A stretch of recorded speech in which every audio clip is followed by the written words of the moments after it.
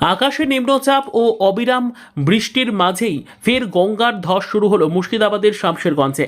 শনিবার ভোর 6:30 নাগাদ উত্তর চাচণ্ড গ্রামে প্রায় 50 মিটার এলাকা জুড়ে নদী ভাঙন হয়েছে বলে স্থানীয় সূত্রের খবর। হঠাৎ এই ভাঙনে গ্রামবাসীদের মধ্যে তীব্র আতঙ্ক ছড়িয়েছে।